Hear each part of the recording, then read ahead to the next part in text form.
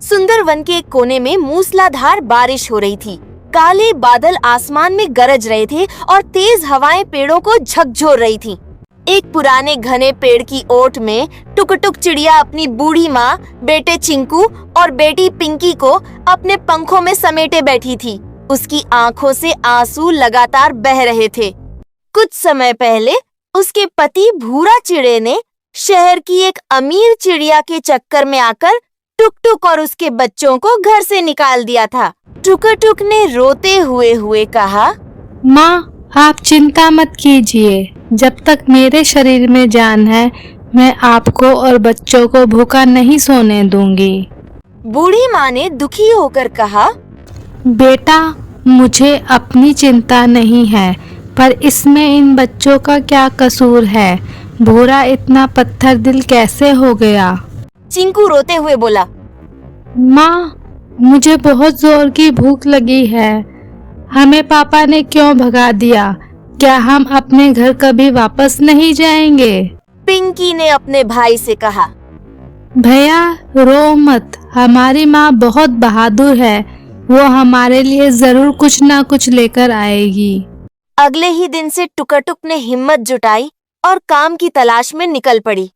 वह जंगल के अमीर पक्षियों के घरों में झाड़ू, पोछा और बर्तन साफ करने का काम करने लगी। कभी लाडो तोती के घर तो कभी चंपा कबूतरी के घर। बदले में उसे थोड़े दाने या कुछ पैसे मिल जाते, जिनसे वह किसी तरह अपने परिवार का पेट पालती।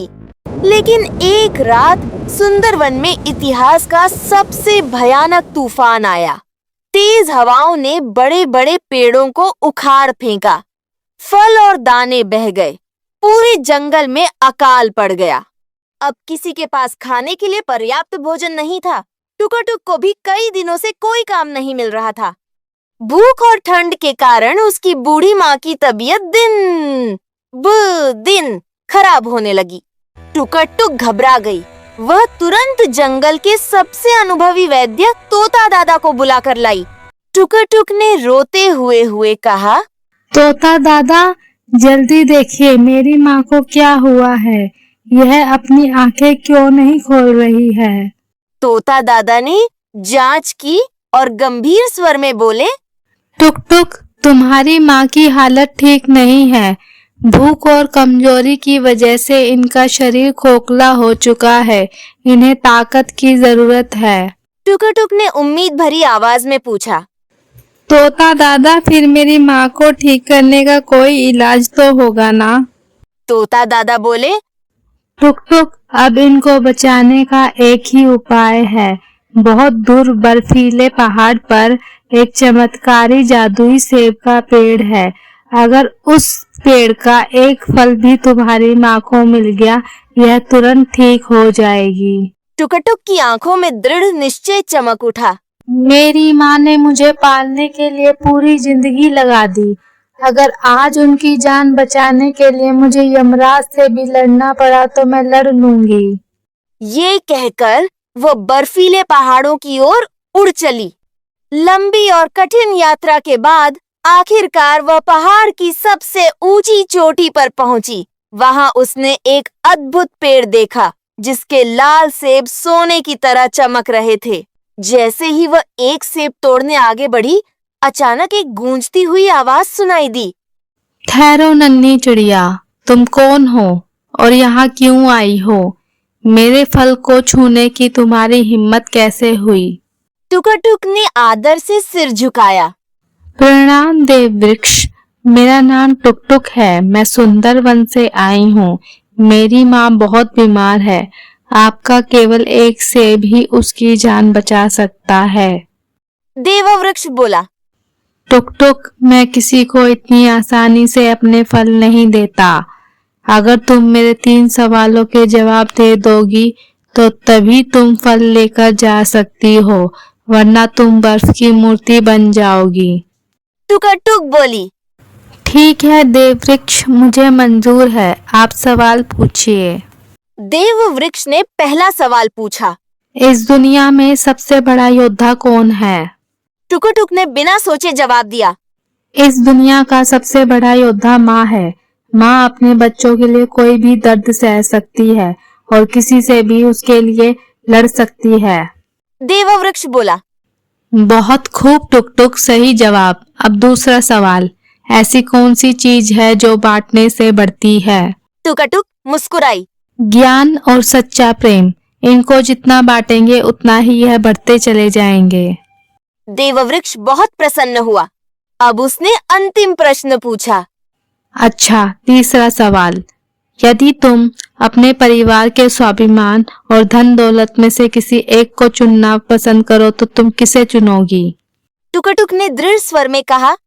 मैं स्वाभिमान को चुनूंगी। स्वाभिमान के बिना एक महल भी पिंजरे के समान है, जबकि एक छोटी सी डाली भी स्वाभिमान के साथ स्वर्ग के बराबर है। धन्य हो टुक टुक, तुम्हारी ममता, बुद्धि और संस्कारों ने मेरा दिल जीत लिया। देववृक्ष खुशी से झूम उठा। तभी पेड़ से एक बड़ा चमकदार लाल सेब टूटकर नीचे गिरा। लो टुक टुक, यह सेब तुम्हारी माँ के लिए है। इस सेब को खाते ही तुम्हारी माँ ठीक हो जाएगी। फिर उसने एक छोटा सुनहरा सेब दिया। और यह सेब तुम्हारी ईमानदारी से प्रसन्न होकर मैं तुम्हें उपहार में दे रहा हूँ।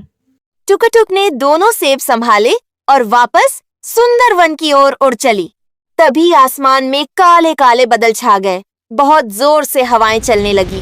बहुत घनघोर बारिश हो रही थी। उसे कुछ दिखाई नहीं दे रहा था। उसने आसमान की ओर देखकर कहा, हे जादुई सेब, मेरी रक्षा करो। मेरी माँ बीमार है। मुझे जल्द से जल्द अपनी माँ तक पहुँचना है। जादुई सेब ने उसे रास्ता दिखाया।